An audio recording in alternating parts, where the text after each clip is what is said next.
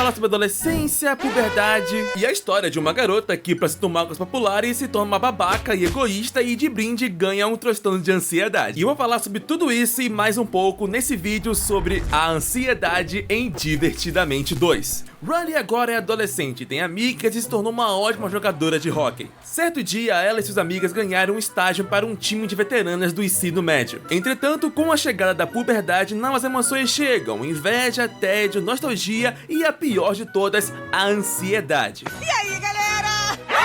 E não vai achando que essa coisinha é inofensiva. Sabe aquele ditado, quando a esmola é muito, o santo desconfia? Pois é, essa desgraçada reprime as emoções antigas e começa a criar uma nova identidade para Riley, baseado puramente em ansiedade, o que foge completamente psicológico da garota. E agora, as emoções antigas precisam recuperar o senso de si antigo da Riley e voltar ao centro de comando antes que tudo vá por água abaixo. Lembrando que eu já fiz um vídeo falando sobre o primeiro Divertidamente, então se você tem curiosidade, corre lá porque o vídeo tá muito bom. E como vocês insistiram tanto para eu fazer a parte 2, cá estou. Porque eu sou o Bérico Coelho e serão muito bem-vindos a mais um vídeo. Vamos logo tirando o elefante da sala. O que eu achei da ansiedade? Tanto a personagem quanto o transtorno em si, o que envolve temas como insegurança, perfeccionismo e crise de pânico. E no final eu vou comentar sobre como o filme tratou esses temas, beleza? Dito isso, eu gostei da ansiedade como personagem, sabe? Ela age por impulso, é egoísta, puxa saco. Em outras palavras, ela é paranoica, o que é ótimo, porque essa é a essência da ansiedade, que é tentar se proteger de ameaças que não são reais. A ansiedade imagina situações hipotéticas sobre coisas que podem acontecer, mas mesmo que sejam possíveis, não refletem a realidade. Por conta disso, a gente passa a entender a motivação da ansiedade. Tipo, faz sentido, principalmente sendo ações sendo tomadas a partir de um adolescente. Quantas vezes você, na adolescência, já deixou de fazer alguma coisa ou fez por impulso porque as pessoas vão me odiar, ou é o fim do mundo, ou eu vou morrer? Isso é ansiedade. Claro, é sempre bom ressaltar que a emoção de ansiedade não é de todo ruim. Assim como o medo, ela é um mecanismo de defesa natural do nosso corpo. Mas quando ela se torna um transtorno de ansiedade,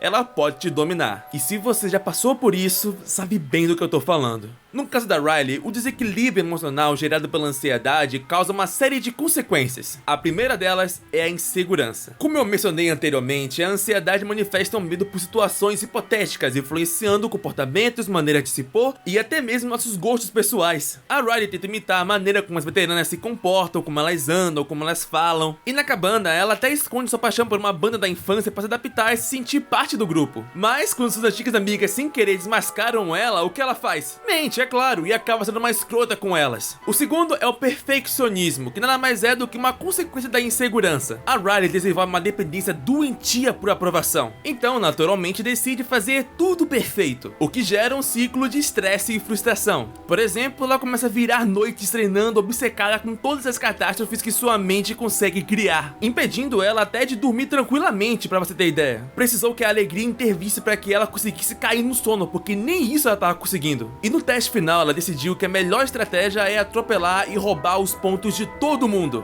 E quando algo realmente sai do controle dela,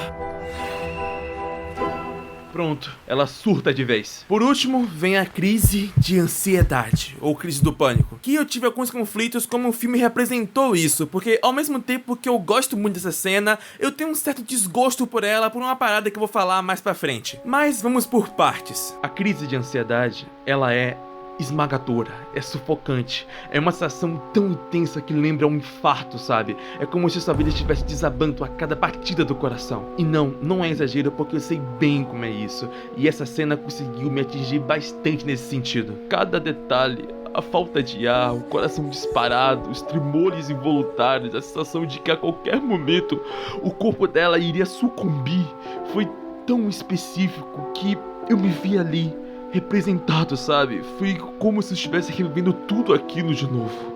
E o pior de tudo, o que me pegou completamente, foi o pós-crise, quando ela lentamente voltava a respirar normalmente, tocava a superfície, buscava algum resquício de realidade para se ancorar e enfim, retornando à realidade, voltando ao presente.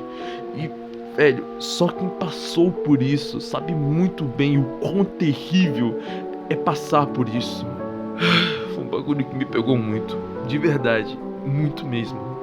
Mas, bom, vamos falar agora sobre uma coisa que me incomodou bastante nessa cena. Porque, embora a representação tenha sido tocante pra mim, a maneira como a Riley enfrentou a crise de ansiedade já não foi lá essas coisas não. A forma como a Riley lida com a crise de ansiedade não condiz com a realidade. As emoções de Riley, em meio a todo aquele caos, se unem num esforço heróico de salvar o dia e voa lá, quase que como mágica resolvem a crise dela. E olha, não é assim que funciona, tá? Na vida real, é muito mais difícil para o cérebro de uma adolescente ter a maturidade emocional necessária para lidar com isso sozinha. Tudo bem, essa maturidade é representada pela jornada das emoções, mas mesmo assim, o filme oferece uma solução superficial e, convenhamos, bastante irrealista. E pra piorar, as antigas amigas que ela tratou mal durante o filme inteiro aparecem preocupadas se perguntando o que aconteceu. E a Riley manda um errei, moleque, e elas, como boas amigas, falam: ah, vai tomar no... Brincadeira, tô zoando, elas ficam de boa e voltam a ser amigas. Mas sinceramente, se eu fosse a Riley, eu iria direto procurar uma terapia, ao invés de fingir que não fui uma completa escrota com minhas amigas e ter recentemente passado por uma puta crise de ansiedade. Mas quem sou eu pra falar alguma coisa, né? Se bem que se tem uma coisa que é impossível de ignorar e que me deixou tão dividido quanto, foi o tal senso de si. E não me levem a mal, a ideia é até interessante, o problema é como o filme entrega isso. E aí começam as minhas críticas, mas vamos por partes. Primeiro, o que eu gostei, depois o que me irritou. O senso de si representa a forma como enxergamos a nós mesmos com base em nossas experiências, ou seja, a forma como você se vê. No início do filme, a Riley se vê como uma pessoa legal, mas quando a ansiedade arranca o seu antigo senso de si, fica evidente que aquela imagem era nada mais do que uma construção. A lição que o filme nos ensina é que a maneira como nós nos enxergamos nem sempre reflete a realidade. Até então, a alegria e as outras emoções moldaram o senso de si da Riley com memórias que reforçavam essa ilusão de que ela era uma pessoa legal. Mas a pergunta que fica é: será que somos boas pessoas o tempo todo? E a resposta mais óbvia é não. Lá pro final do filme, as emoções conseguiram chegar no fundo da mente e recuperar o antigo senso de si da Riley. No entanto, a ansiedade já tinha concluído seu plano e gerando uma grande crise de ansiedade na Riley. Então eles criam uma avalanche com todas aquelas emoções reprimidas para retornarem rapidamente. O problema é que acidentalmente essas memórias reprimidas também se transformaram em convicções. Por fim, eles tentam salvar a Riley usando o antigo senso de si, mas isso não é o suficiente. A essa altura, acreditar que eu sou uma pessoa legal é tão superficial que não significa nada. E a alegria, ao perceber isso e arrancar essa crença, acaba resultando em um conjunto de convicções que se moldam constantemente, mostrando que essa é a verdadeira Riley. Quando as emoções se unem para abraçar esse novo senso de si, na verdade é um processo de aceitação por todas as partes boas e ruins dela. E isso é um ponto que é muito interessante. Admitir os seus erros e se sentir mal por isso é um comportamento indispensável para a saúde mental de qualquer ser humano. Quando aceitamos nossas inseguranças e fraquezas, abrimos espaço para uma nova perspectiva sobre nós mesmos e a oportunidade de crescer como pessoas. Afinal de contas, negar quem nós somos, mesmo das partes ruins, é perpetuar esses problemas ao invés de resolvê-los. É uma lição muito da hora, a gente tem que bater palmas pra isso porque é um conceito até que bem complexo. Eu poderia facilmente afirmar que esse é um dos pontos altos do filme, mas ele foi executado de uma forma tão cansativa que me deu até ódio. Calma, eu vou explicar. A utilização dessa árvore de convicções como recurso expositivo é sem dúvidas um dos mais horríveis que eu já presenciei em toda a minha vida. O filme insiste em esfregar na sua cara frases como: eu sou uma pessoa legal, eu não sou uma pessoa boa, eu não presto pra nada, eu sou uma pessoa legal. Sério que essa foi a melhor maneira de mostrar que as convicções implantadas pela ansiedade na Riley são ruins? Os acontecimentos do filme já deixam isso bem claro. Ou seja, além de repetitivo, é completamente dispensável chamar as crises de burras, porque não tem outra explicação. Eu queria muito que a indústria do cinema no geral entendesse de uma vez por todas que crianças não são burras. Crianças são ingênuas e podem ter dificuldades de compreender temas mais complexos. Mas isso acontece porque são assuntos que ainda são muito sofisticados para elas e não por falta de inteligência. É incabível. Eu vou mandar o editor colocar aqui bem grande na tela a continuação de um filme da Pixar não conseguir manter a mesma sensibilidade do original que foi lançado há 9 fucking anos atrás. É incabível. Tá achando que tá o quê, filme? Dora Aventureira vai ficar tagarelando no meu ouvido? Raposo, não pegue! No final das contas, esse conceito de senso de si é uma ideia interessante, pena que foi mal aproveitada. Inclusive, é tão mal aproveitada quanto os personagens do filme que, olha, ficaram bem a desejar, especialmente as emoções novas. O filme é o show da ansiedade, isso é óbvio, tá até no título desse vídeo. O problema é que, tirando a ansiedade, as outras emoções são completamente esquecíveis, sendo tão inúteis e relevantes quanto o figurante 007 contra o Soros varrendo o chão e fracassando miseravelmente. O que fizeram com a nojinho, o medo e o raiva no primeiro filme já não era grandes coisas, mas os novos do segundo filme, pô, é sacanagem. A nostalgia só aparece pra fazer uma piadinha e some logo em seguida, o tédio se limita a comentários sarcásticos e raramente tem um papel relevante na trama. Dá pra contar nos dedos de uma mão quantas vezes ele realmente usou o tédio para lidar com situações, e ainda sobram dedos. Já o Vergonha mal abre a boca e colocaram um crush nada a ver com a tristeza que não leva a lugar nenhum, é que nem misturar óleo com água, simplesmente não funciona. A inveja então é a pior de todas, ela não só não tem graça, como também é basicamente a faz tudo da ansiedade. Em resumo, todo mundo aqui tem a mesma utilidade de um copo rachado, é útil, dá pra usar, mas eventualmente vai vazar água, molhar suas calças no meio da aula e deixar você com o apelido de albérico mijão. E claramente, né, isso nunca aconteceu comigo.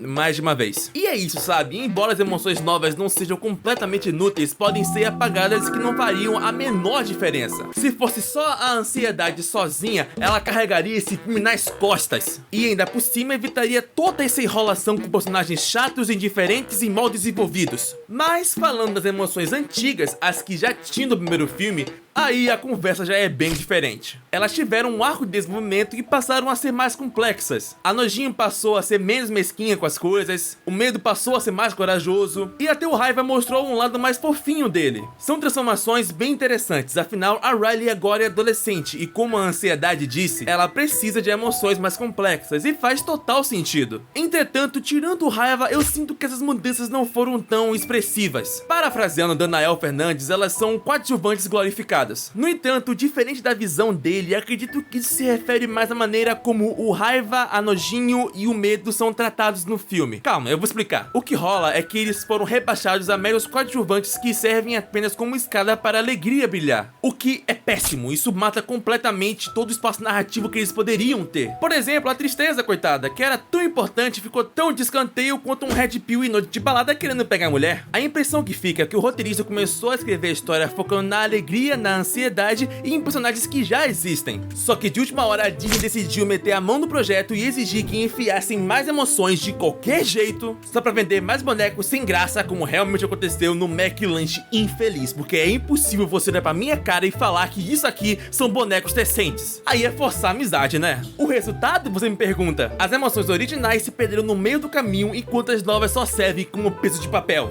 E aí é que tá o maior problema desse filme. Ele não dá a devida atenção aos seus temas e extratos de maneira tão superficial que se perdem. O roteiro do filme é tão sutil quanto um nerdola tentando provar que causas sociais são uma invenção da esquerda para vender o comunismo a preço de dólar, porque não é possível. O primeiro divertidamente tratava seu tema principal de forma mais sofisticada, transmitindo suas mensagens mais profundas sem ser óbvio. Quem viu meu vídeo sabe bem do que eu tô falando. Já que o enredo do filme é tão previsível quanto derrubar pão com manteiga e o lado da manteiga cair virada pro chão. O problema é que esse filme não tem aquele fator surpresa que o primeiro filme tinha ao convencer o espectador de que a Riley precisava da alegria, sendo que na verdade era a tristeza que ela precisava, sabe? Vocês estão entendendo? Ele cria uma falsa expectativa e depois subverte ela. Já aqui não tem isso. Enfim, isso só evidencia o quão quebrado o ritmo do filme é. Ah, mas é um filme pra criança. Pra começar, que filme é filme, tem que ser julgado igual. Segundo, que o primeiro filme é melhor, então qual o seu argumento? Aliás, vocês concordam comigo ou só eu que tô ficando doido aqui? Comentem aí embaixo. Em resumo, o filme tentou abordar tantas coisas, mas acabou se perdendo. Ele aborda o tema de ansiedade de forma muito rasa, usa conceitos complexos de qualquer jeito e ainda insere uns personagens sem graça que não faz a menor diferença na trama principal. E somando tudo isso, a minha nota final para Divertidamente 2 são 3 estrelas de 5. Eu não sei se a minha opinião é diferente da maioria, então eu tô realmente curioso para saber se vocês concordam comigo ou não. Comentem aqui embaixo, beleza?